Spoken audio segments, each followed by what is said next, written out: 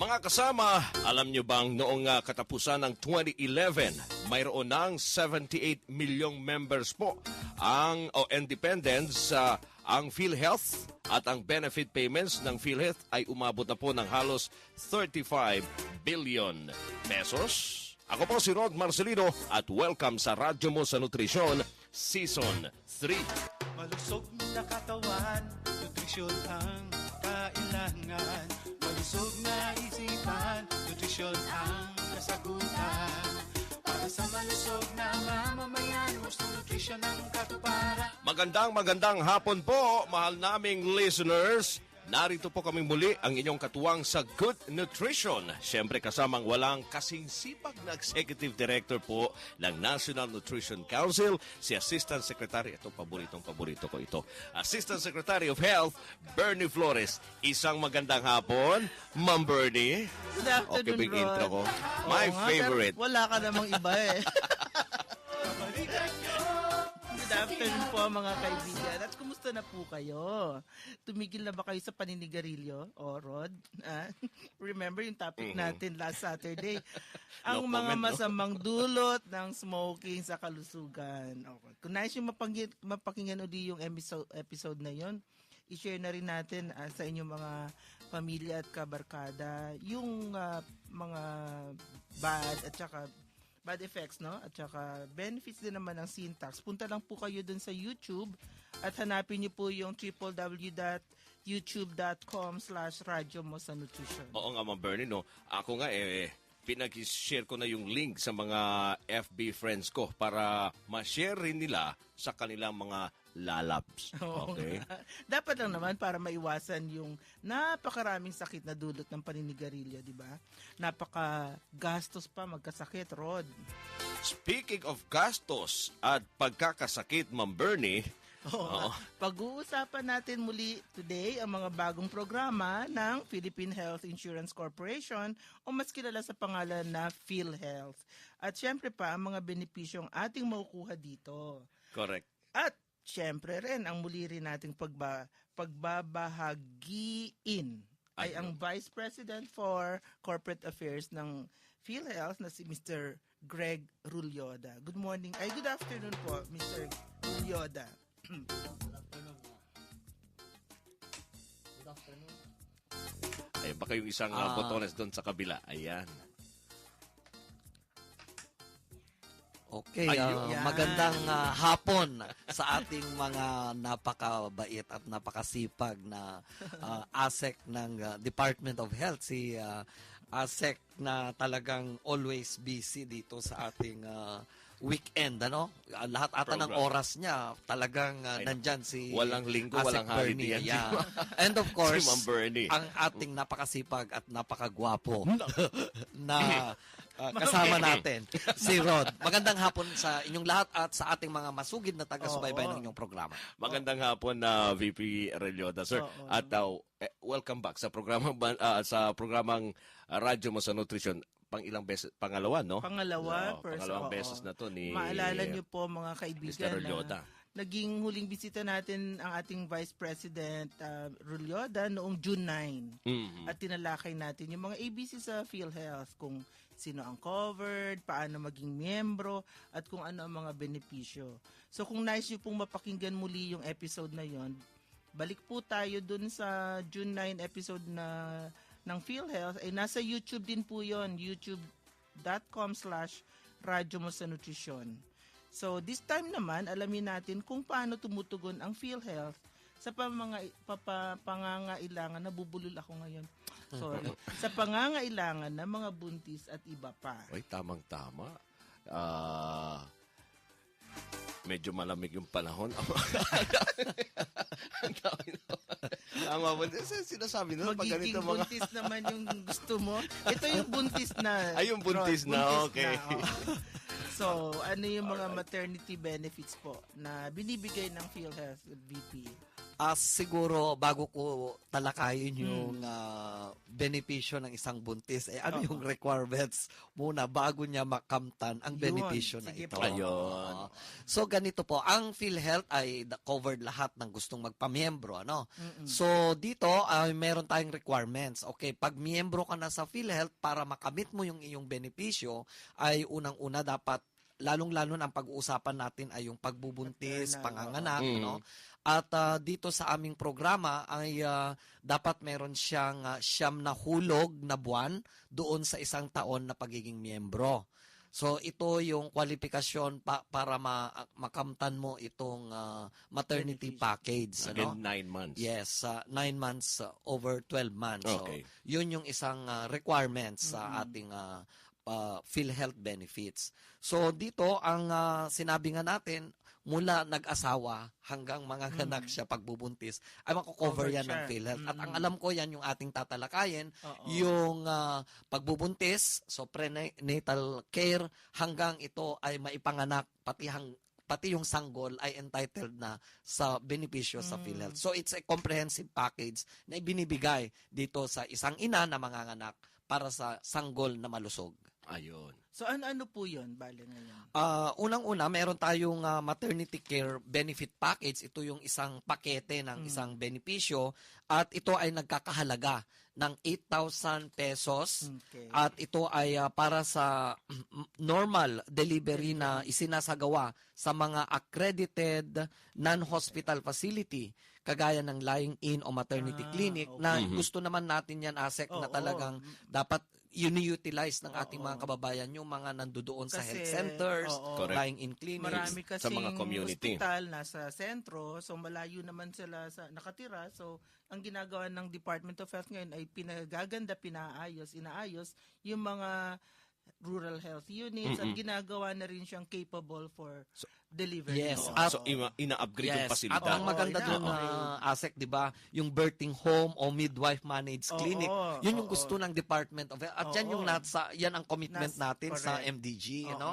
So kasama sa Bawas-bawasan yung maternal oo. mortality kasi. Saka I congratulate Department of Health. Ang ganda ng records natin ngayon diyan sa Birthing.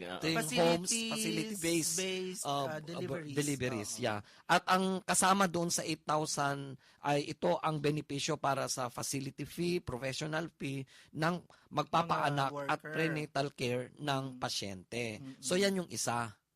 Pangalawang benepisyo yung another normal spontaneous delivery, yung sinabi ko kanina, 8,000 pag sila ay pumunta doon sa mga lying-in Line-in or clinics. RHU. Pero kung ikaw ay pumunta doon sa mga ospital Okay. na levels 2, 3, and 4, ito yung mga pang-ospital. Kasi ang panganganak hindi dapat sa ospital. So mas mababa ang ibinibigay nating benepisyo doon kasi we encourage Sa mga lying-in sa mga lang. lying-in Oo. clinics, maternity clinics. Ano? So dito ay may 6,500 pesos naman sila. Pero, syempre, may mga ina kasi na gusto talaga nila cesarean. So entitled din ng ating mga kababayan yung sa cesarean na 19,000 19 pesos, pesos, na 19. package na rin. So magkano lang naman ang premium, 'di ba? 1,200 sa isang taon. So mura pa rin yung premium, malaki ang benepisyo. Dahan-dahan baka ma-encourage ka bubuntis. Ah, Counter naman yun sa yeah, isang okay lang. May puso RH natin. bill naman.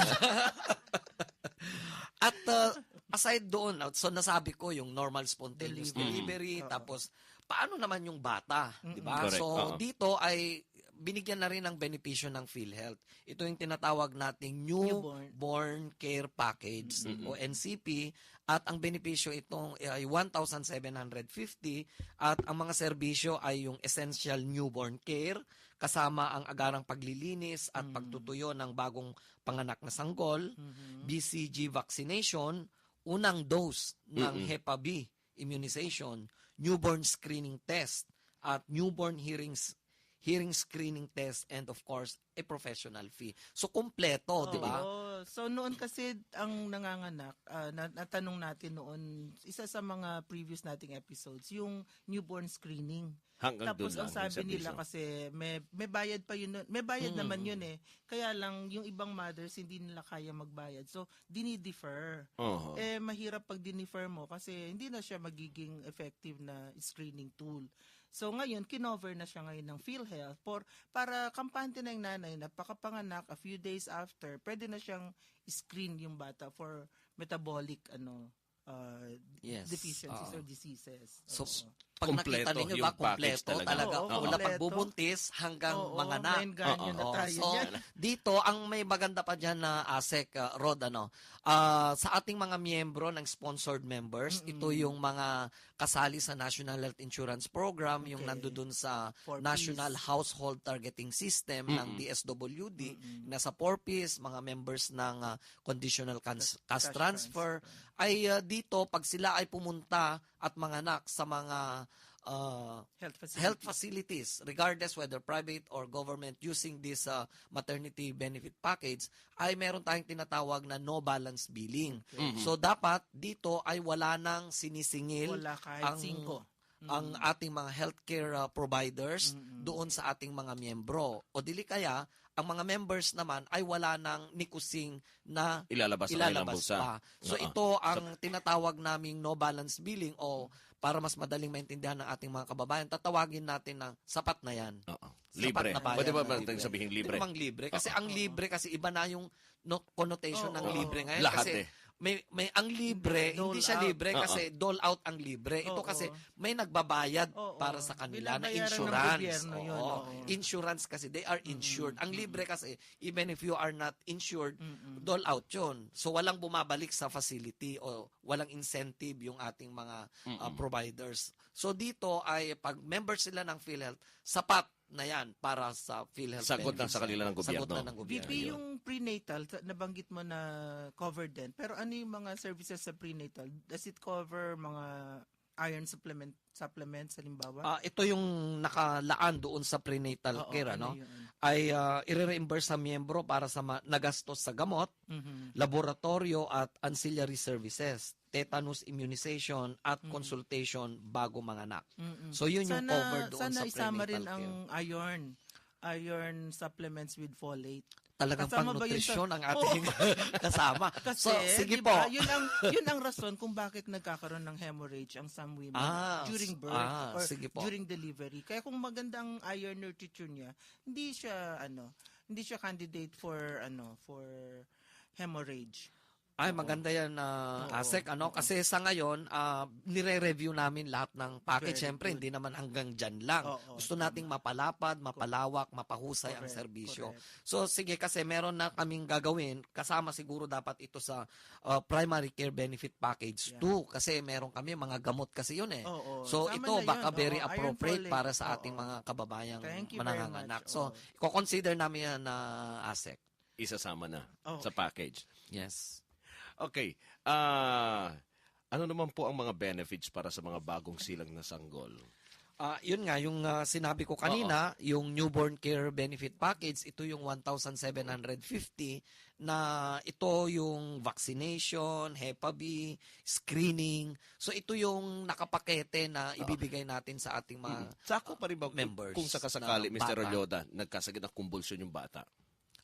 pag nagkumbulsyon na siya, Oo. iba namang kwan na yan, ibang gastusin na benepisyo sa PhilHealth. Okay. At siya ay nandoon sa pagamutan Covered within pa rin 24 siya. hours. Meron tayong ibabayad pa rin, covered siya doon sa tinatawag nating fee for service para sa pag-i-stay niya doon sa hospital. Covered pa rin siya. Pag titignan mo talaga, buong pamilya kino-cover na ng PhilHealth.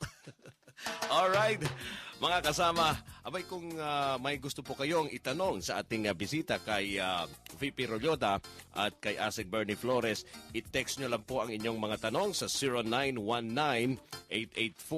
0919-884-0659. Ulitin ko po, 0919-884-0659. O tumawag sa 882-2374. At eto na po ang ating question of the day. Madali lang, Rod, madali lang. Ang tanong natin, ilan na ang mga naitalang miyembro at dependents ng PhilHealth noong magsara ang taong 2011? Ay, naku, nabanggit natin yan kanina Oo, sa oo, intro. Napaka-simple lang ang sagot, mga kasama. I-text lang po ang inyong sagot sa ganitong format, ang inyong full name, space, siyempre ang address, space, at ang sagot po sa ating text question at isend nyo po yan sa 0919-884-0659. Magbabalik ang radyo mo sa nutrisyon. Radio mo sa nutrisyon. Lifestyle diseases iwasan. Kumain ng wastong pagkain. Mag-ehersisyo araw-araw. Huwag manigarilyo at iwasan ang pag-inom ng alak. Maraming Pilipino ang nagkakaroon ng hypertension, cancer at diabetes dahil na rin sa maling lifestyle at poor diet. Para maiwasan ang mga ito, iwasan ang pagkain na matataba, matatamis at maaalat na pagkain. Dagdagan ang pagkain ng prutas at gulay. Iwasan ang sigarilyo at alak at mag-ehersisyo ng regular para mapanatili ang tamang timbang. Ugaliin ang healthy lifestyle araw-araw. Labanan ang kahirapan at malnutrisyon. Wastong nutrisyon, alamin, gawin at palaganapin. Isang mensahe mula sa National Nutrition Council ng Department of Health. Radio mo sa nutrisyon. Nagpapatuloy po ang Radyo Mo sa Nutrisyon at pinag-uusapan po natin yung mga benepisyong ibinibigay ng ating PhilHealth or Philippine Health Insurance Corporation. At ang studio guest at resource person natin ngayong araw na ito ay walang iba po kundi ang Vice President ng Corporate Affairs Group ng PhilHealth. Walang iba po kundi si Mr. Greg Rulyoda. At ang tema naman natin ngayong second half ng ating program ay ano yung mga bago na mga programa ng PhilHealth, lalong-lalo na para sa may hirap na in-announce or nilunsad yata just recently lang ng PhilHealth. Ano po? Yes, maraming salamat at naitatanong ninyo yung mga ganyan dahil ang ating mga kababayan dapat nalalaman nila ang nangyayari sa inyong PhilHealth, sa ating PhilHealth. Especially mga miyembro. Uunahin ko muna doon sa ilan na ba ang tayo diyan sa National Health Insurance Program. Nung nagsara ang taon, meron tayong 78 million na miyembro ng PhilHealth. So kasama yung principal member at ang kanyang mga dependents. So at nung Mayo naman bago magsona ang ating presidente, ay ito ay umusbong at ito na nga ay naging 81 million ang mga miyembro nito. So tatanungin nila, malaki. Opo, kasi ito nga po ay nagkaroon ng updating sa ating database. So ito ay total head count. So talagang numero hindi na nila pwedeng questionin ngayon kasi head count na yon, unless may namatay along the way. Pero minimal yon. So yun yung numero natin ngayon. So percentage sa 94 million Filipinos, that is more or less 85% of the total population. So yun yung isa. So anong bago? Ang pinakabago po para sa mga mahihirap ay yung talagang ang tawag ng PhilHealth ngayon ay PhilHealth Moves. Ito yung programa na kung saan yung Moves is Mobile Orientation, Verification, and Enrollment Scheme para sa mga mahihirap. So anong ibig sabihin nun? Gusto natin na, Asek Bernie, Rod, na yung mga benepisyaryo ngayon ng PhilHealth doon sa NHTS at saka sa inisponsoran ng local government units na ito ay nagkakaroon ng kulang-kulang na more than 10 million families ay dapat alam nila, hindi lang yung may ID sila, kundi alam nila yung kanilang benepisyo, paano magamit. So yun yung talagang ginagawa namin in coordination with local government units, yung DSWD, at saka yung mga community health teams na kung saan ang Department of Health ay katuwang namin dito. Ito yung mga individual na hinar ng Department of Health, yung teams, ay pamilya ang kanilang tinututukan. So dito talaga itinuturo natin doon sa mga pamilya kung ano yung PhilHealth, paano maging mapapakinabangan talaga nila yung PhilHealth at magagamit. At kami natutuwa dahil ang taas ng ating availment ngayon. So ibig sabihin aware ang ating mga members. May singit ko lang po, VP, kasi yung ating mga barangay nutrition scholars, ito yung mga nutrition volunteer workers sa mga barangay na under our supervision and administration ay miyembro ng community health teams. Maraming salamat. At yun nga po kasama sila doon sa community health teams. Sila yung aming trinitrain. Dahil ang ganda nito, Asek, kasi pamilya na yung kanilang tinututukan. Kung may buntis, dadalaw-dalawin yan, tapos papaalahanan na magpunta ka mag-prenatal, tapos pag nanganak na, yung mga bakuna ni baby, at saka yung mga ano mo. Tapos kung, ang napaka-importante doon talaga, paalam sa kanila anong beneficyo ng PhilHealth. Correct. Yes. Kasi marami talagang may card, hindi man nila alam kung na paano gamitin. Paano Yes. gamitin. At anong pwede nilang i-avail. Pumupunta lang sila sa ospital, hindi naman nila dinadala yung card, kaya tuloy pumupunta, ay may babayaran yan. So nagpapa-charity na lang sila, pero dapat hindi. PhilHealth wards dapat sila pumunta kasi may Ready quality na care yun. na Yung iba ibibigay yung sa kanila. pumupunta pa So sa yan mga yung isa, indigent yung center. paano sila maging aware sa kanilang Moves pala ang benepisyo. tawag doon. Moves, Moves. oh. Okay. So, ang pangalawa naman ay pinapaigting namin yung no balance billing or Okay. sapat na bayad ng PhilHealth. No? So, ito yung lahat ng mga mahihirap na member ng sponsored program. Pag sila ay pumasok ngayon sa mga government facilities, ang una naming kinakontrata ay wala na silang babayaran. So, yun yung tawag na Basta- sapat na bayad. Sponsored at saka government Facilities at ang sakit nila ay kasama doon dun sa 23. 23 cases. At nadagdagan yan Yung mga na packages ASEC ay na mayroon, no? Oo, yung mga i-discuss sakit natin ba, na oh, susunod. kagaya ng dengue. Yes, Ganon, oo, yan. Mababanggit natin mamaya yan. Pagka nagkaroon kayong pagpapakatarata, yung pagpapaopera sa mata, no? Pagtanggal ng katarata, ay ibig sabihin, pag pumasok sila, wala na silang nikusing na babayaran. So, yan yung talagang focus namin para sa ating mga kababayang mahihirap. Huwag mag-alala ang ating mga other members. Susunod po tayo. Kasi yun yung kailangan nila, yung primary care. At isa pa, meron pa kasi. sige, tapusin ang isang natin yung isa pa. maganda na benepisyo nila ngayon ay itong Yung Z. primary Ay, care hindi pa. benefits Okay. package. Ito yung preventive na dapat sila ay hindi na dapat pumupunta sa ospital kundi sa primary care benefits nila dito sa mga rural health units, mga outpatient departments ng mga ospital ay natutugunan na kaagad yung mga simpleng sakit. Habang hindi pa magiging malala. Diba, yung mga Okay.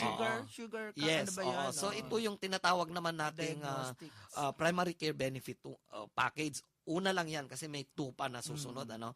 Yung mga pangunahing serbisyo para makaiwas sa sakit kagaya ng konsultasyon, pagsusuri sa prostate, yung cancer ng mga ina, yung sa mga babae, yung tawag nito yung Mammography? yes, pagsusuri ng suso, 'di ba? Yun. Tapos yung iba pa ay yung pagsusuri ng ihi, x-ray sa Blood. baga, Sa blood din. kumpletong pagsusuri ng dugo. So ang dami ng bago para sa kanila. Medyo mahal din po kasi yun eh. Yes, Yung oo. pag-x-ray. Oh, Dahil, may kamahalan. yes, dahil ang gusto ngayon ng PhilHealth, bawat pamilya ngayon ay merong naka-assign na doktor o manggagamot para sa kanila. So naka-assign na ang isang pamilya sa isang primary care. At may mga gamot na rin. Kagaya ng hika, kasama ang nebulizasyon o pagpapausok, okay. kasama na yon. Tapos yung sa diarrhea, tapos ubo, sipon, pulmonya, kasama na yan sa mga gamot na ibibigay na babayaran ng Hirap PhilHealth. talaga pag ating So member talagang pag ating malaki. guest, pag ating ang guest natin ay si VP, talagang nanganganak yung ating discussion. So yun yung mga bago. Siguro yung mga bago nyo dahil babago ang inyong president. Yes, of course. Hindi sa No, nag-isip no. ako. Siyempre, dahil, of course, kasama yung board of directors na pinangungunahan ng Secretary Secretary of of Health. Health. Syempre. Bigyan daan muna natin ng ating mga tanong ha. Unang-una itong galing kay Mr. Albesa. Sabi niya, yung misis ko po di na member ng PhilHealth. Pero dependent ko siya. Pwede po ba siya maka-avail ng PhilHealth sa panganganak at sa prenatal care? Kasi dati naman siyang member nung may work pa siya. Opo, basta siya ay legal na beneficiary. Ano? Okay, So, legal. paki-update po yung inyong records na yung si Mrs. po ay dependent nyo na Identified. po. Hindi na po siya primary member. Okay. Baka hindi pa kayo kasal, Mr. Albert. Magpakasal na rin kayo. Okay. Pagkasal, kahit cesarean. Okay. Tama. Si Danica naman, Erlandes ng San Mateo Rizal, ask ko lang po, kung na-implement na po ba yung increase sa payment ng premium, PhilHealth premium? Kung siya po ay individually paying member, hindi pa po sa araw na ito at humanda na lang po tayo, October 1, mag-start na Malapit po. na.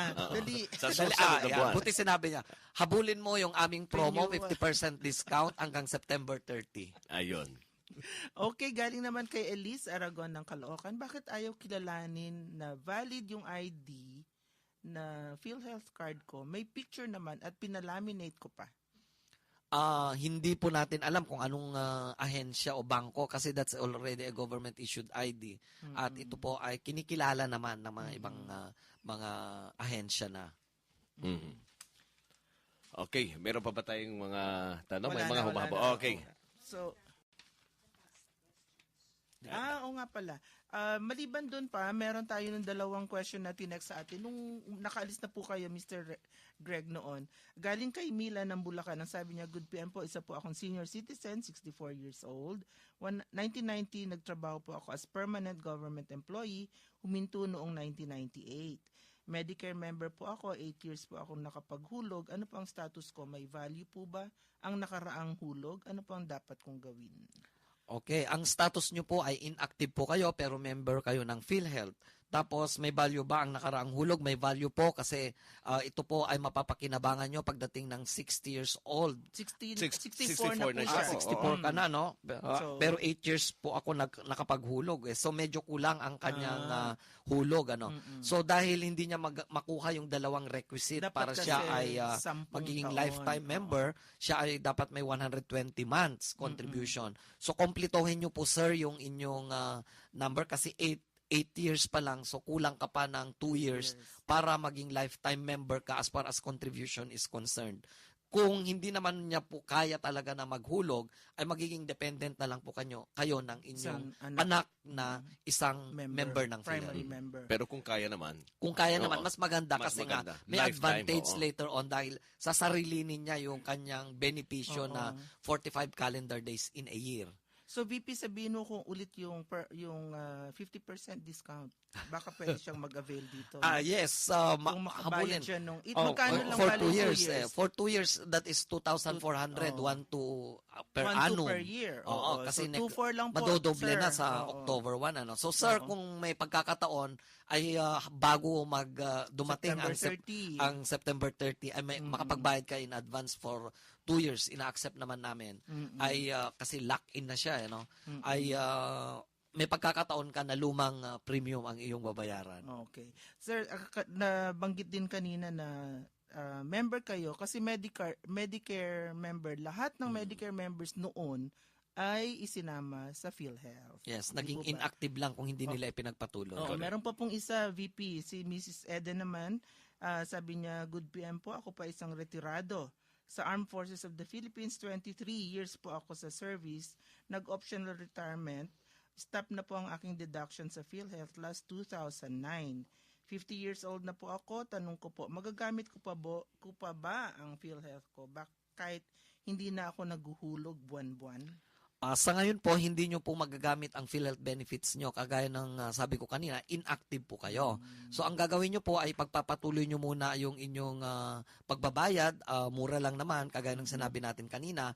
At sana ay magawa mo yung paghuhulog para anytime ay ma-activate yung iyong membership. Okay.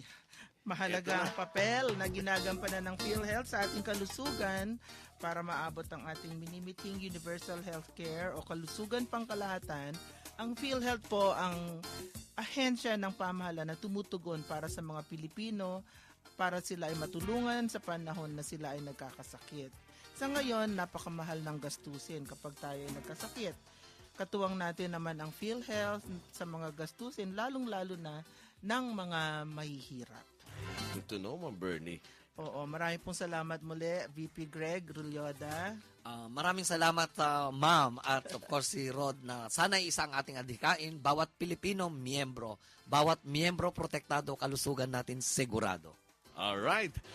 Maraming salamat uli sa ating bisita na si VP Rolyoda ng PhilHealth, mga kasama. At ngayon, Ma'am Bernie, eto na ang tatlong unang texter na nagbigay po ng tamang sagot at nanalo ng tig 100 pesos cellphone load. Akala nyo load. Pero naku, 100 ha. Eto na mga kasama ang ating mga winners sa ating text question. Para sa araw na ito, ang unang winner, ma'am, ay taga Tayabas City, Quezon. Ang sagot niya ay 78 million. Tama ba, VP? Correct. Tama. Alright, next winner naman natin si Gary Imperial. Norberto Diaz pala. Yun, nakalimutan ko yung pangalan ng winner natin. Yung unang winner natin ay si Norberto Diaz. Congratulations, Norberto ng Tayabas City, Quezon. Susunod na winner naman natin ay si Gary Imperial Uy, ng parang lalaki. Legazpi City, Albay. Congratulations. Imperial, Ang sagot naman niya ay Bicol. 78 million. At ang unika iha, si Gisela Alvarado ng Taguding, Ilocos Sur. 78 North million and South. pesos. No? Oo. Kompleto. Congratulations sa inyong tatlo. At maraming salamat sa inyo, faithful listeners, dito sa DZXL 558 kHz, sa viewers natin sa www.rmnnews.com/tv. Lagi po kayo makinig sa Radyo Mo sa Nutrisyon tuwing Sabado, 12:30 hanggang 1:00 ng hapon. Pwede nyo rin kami maging friend sa Facebook. Hanapin lang ang Radyo Mo sa Nutrisyon. Click like. Tapos, friends na tayo. Maaari nyo rin kaming sundan sa www.twitter.com/Radyo Nutrition. Small letters lang po lahat yan. Ayan, at sa lahat po ng mga nag-like sa Facebook account po ng Radyo Mo sa Nutrisyon, maraming salamat po. At tandaan mga kasama, dito po sa Radyo Mo sa Nutrisyon, bubusugin namin kayo sa impormasyon. At sisiksikin namin kayo ng mga tip tungkol sa tamang nutrisyon. At tutulungan namin kayong iwaksi ang mga maling gawaing kumukontra po sa mabuting kalusugan. Wastong nutrisyon, impormasyon. Solusyon, positibong aksyon. Tandaan lamang po, malusog na katawan, malusog na isipan, para sa malusog na mamamayan. Ang inyong lingkod, si Asek Bernie Flores. At ako naman po si Rod Marcelino, kami ang inyong mga kabalikan sa kalusugan at wastong nutrisyon. Dito sa Radyo Mo sa Nutrisyon. Malusog na katawan, nutrisyon ang kailangan. Malusog na isip.